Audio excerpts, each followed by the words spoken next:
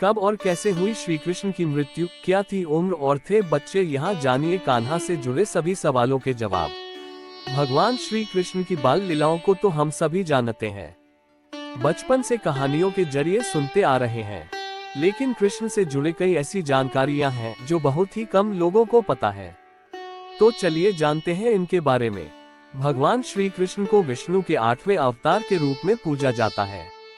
अक्सर हम कृष्ण को मक्खन चोर के रूप में या महाभारत में अर्जुन के सारथी के रूप में याद करते हैं, जिन्होंने युद्ध के बीच उन्हें गीता का ज्ञान दिया था।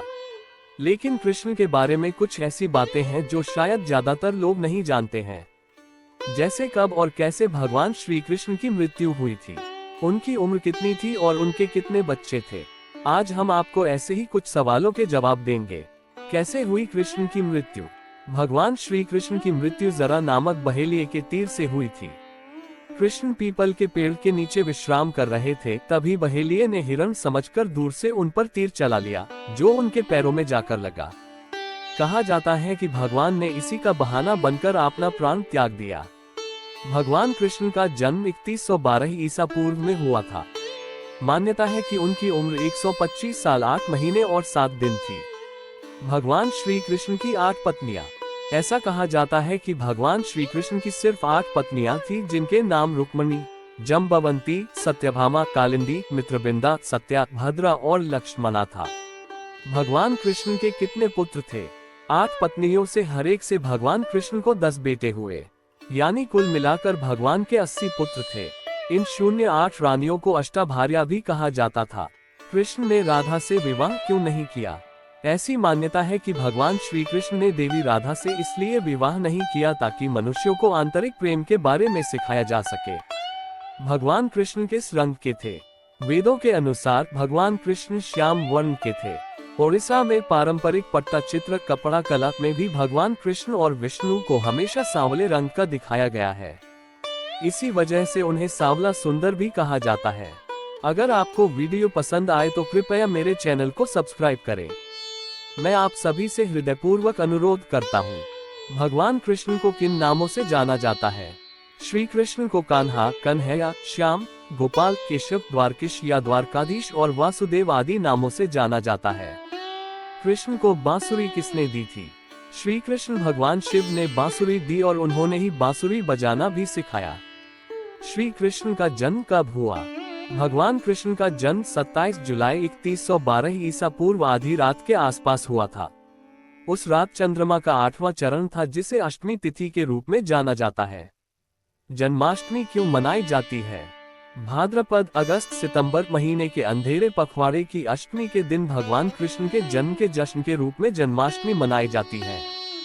भागवत पुराण में बताया गया है कि एक बार श्री कृष्ण के पुत्र सांबा को एक शरारत सूझी। वो एक स्त्री का वेश धारण कर अपने दोस्तों के साथ ऋषि मुनियों से मिलने गए। स्त्री के वेश में सांबा ने ऋषियों से कहा कि वो गर्भवती है। जब उन यदुवंश कुमारों ने इस प्रकार ऋषियों को धोखा देना चाहा तो ऋषि क्रोधित हो गए और उन्होंने स्त्री बने सांबा को शाप दिया कि तुम एक ऐसे लोहे के तीर को जन्म दोगी जो तुम्हारे कुल और साम्राज्य का विनाश कर देगा। ऋषियों के इस शाप सुनकर सांबा बहुत डर गए। उन्होंने तुरंत ये सारी घटना जाकर उग्रसेन को बताई, जिसके बाद उग्रसेन ने सांबा से कहा कि वे तीर का चूर्ण बनाकर प्रभास नदी में प्रवाहित कर दें, इस तरह उन्हें उस शाप से छुटकारा मिल जाएगा। इसके बाद सांबा ने ऐसा ही किया। साथ ही उग्रसेन ने ये भी आदेश पारित कर दिया कि यादव राज्य में किसी भी प्रकार की नशीली सामग्रियों का ना तो उत्पादन किया जाएगा और न ही वितरण होगा। इस घटना के बाद द्वारका के लोगों ने कई अशुभ संकेतों का अनुभव किया, जिसमें सुदर्शन चक्र, श्री कृष्ण का शंख, उनका रथ और बलराम के हल्का अदृश्य हो जाना शामिल है। इसके अलावा वहां अपराधों और पापों में बढ़ोतरी होने लगी। द्वारिका में चारों ओर अपराध और पाप का माहौल व्याप्त हो गया।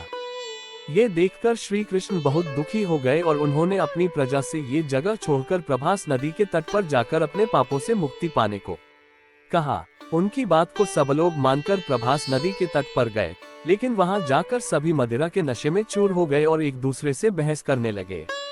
इसके बाद उनकी बहस ने लड़ाई का रूप धारण कर लिया और वो आपस में ही लड़ने मरने लगे।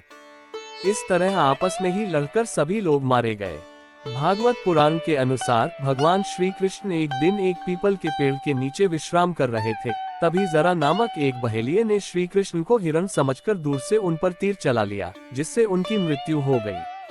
आपको बता दें कि ऋषि द्वारा कृष्ण के पुत्र सांब को दिए शाप के अनुसार श्री कृष्ण को लगे तीर में उसी लोहे के तीर का अंश था, जो सांबा के पेट से निकला था और जिसे उग्रसेन ने चूर्ण बनवाकर नदी में प्रवाहित करा दिया था। इस तरह ऋषि के शाप के अनुसार समस्त यदुवंशियों का नाश भी हो गया था और गांधारी के शाप के अनुसार महाभारत के युद्ध के बाद श्री कृष्ण के 36 वर्ष भी पूरे गए थे। अगर आपको वीडियो पसंद आए तो कृपया मेरे चैनल को सब्सक्राइब करें। मैं आप सभी से हृदयपूर्वक अनुरोध करता हूँ।